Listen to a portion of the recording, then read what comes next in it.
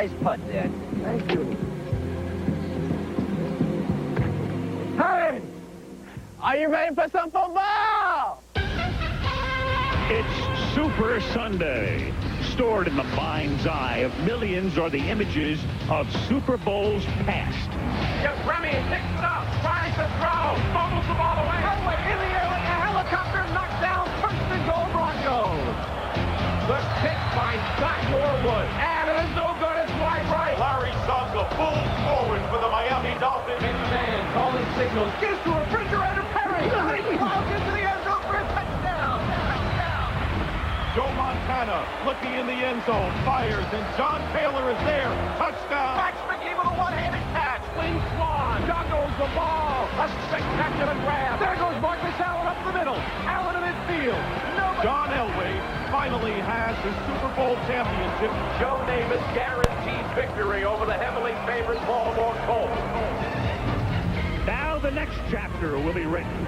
The St. Louis Rams are the champions of the National Football Conference. They have the league's #1 offense, and quarterback Kurt Warner provided the season's most incredible story. The Tennessee Titans are the champions of the American Football Conference.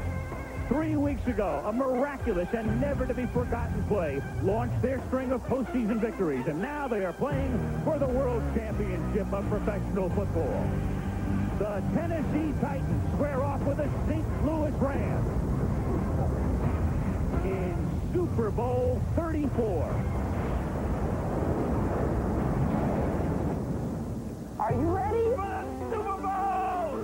Are you ready? Okay, here we go. Come on. Yeah. Try D40 on 2. Ready, break.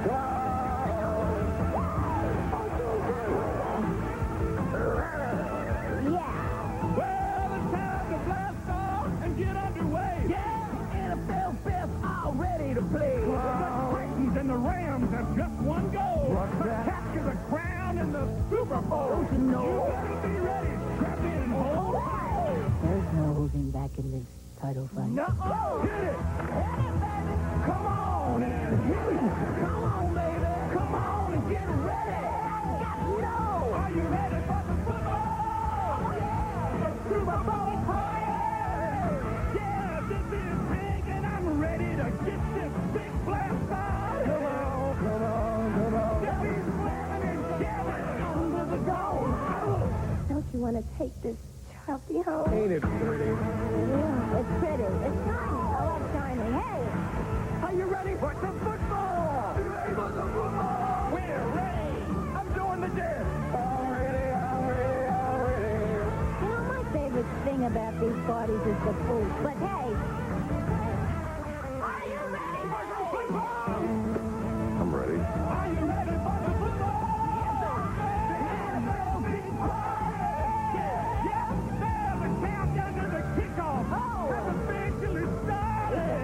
this started. It's on. It's the moment we've all been waiting for. Here comes Super Bowl 34. I knew that. Are you ready for some football? Everybody is a fan.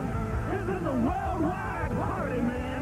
They're cheering all over the land. Yeah. The whole country is rocking. Let's get those helmets crossed in this place. Super Bowl 34 is coming on. That's right.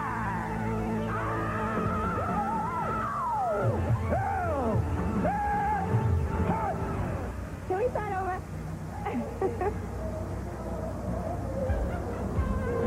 Welcome to Atlanta, host city of the 1996 Summer Olympics. This week, Atlanta could have hosted the Winter Olympics. Icy and cold outside all week long and again today, but warm and toasty under the Georgia Dome as the crowd settles in for Super Bowl 34, St. Louis against Tennessee. Hi again, everyone. Al Michaels along with Boomer Esiason from Atlanta. In this Super Bowl, no Packers, no Cowboys, no Broncos, no 49ers. In fact, in the National Football League this season, the meek finally inherited the earth. The St. Louis Rams had not been in the playoffs since 1989, had not had a winning season since 1989. They've had a terrible decade. They were 4-12 last season. They have gone from dreadful to dominant seemingly overnight, led by the best human interest story in sports in years, their quarterback, Kurt Warner. Meanwhile, the Tennessee Titans, formerly known as the Houston Oilers, over the last 4 seasons have played in 3 cities, in 4 different stadiums. Their symbols should be a post office box and a suitcase. But their coach, Jeff Fisher, kept them on a very even keel. So even, in fact, they were 8-8 in each of the last 3 years. A lot of people thought they'd be better this year. But this much better? The Titans are in the Super Bowl. And, Boomer, first let's talk about the Rams. The Rams who showed us in a track meet against Minnesota they could win that way, and in a slugfest against Tampa Bay they could win that way. How do you see them matching up with Tennessee? Well, Al, talking to Mike Martz, the offensive coordinator before the game, he wants a track meet. He's going to open up the entire playbook. He wants to get Kurt Warner involved early, and the way that you do that, give the ball to number 28, Marshall Faulk, hand it to him, throw it to him, and allow Kurt Warner to get in some sort of rhythm.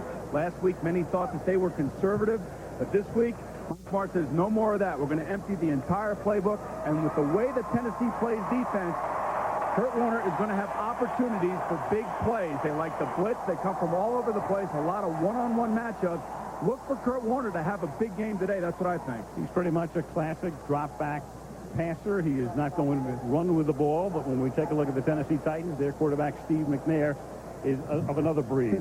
He really is. He's spontaneous. He does a lot with his legs. One of the big things about Steve McNair that Jeff Fisher loves is his heart, his desire.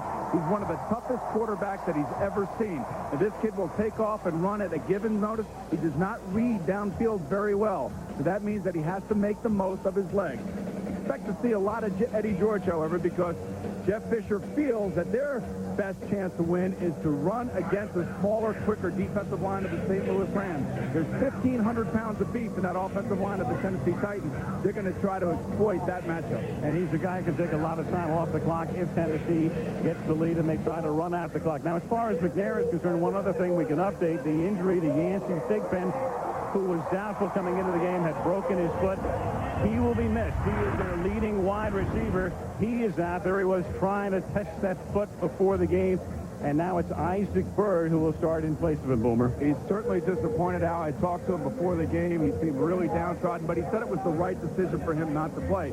Wide receiver does not play a big issue in this offense. You know, the tight ends are the leading receivers anyway, so they're not going to miss him too much. But I think Kevin Dyson has really got to step up now. He's got tremendous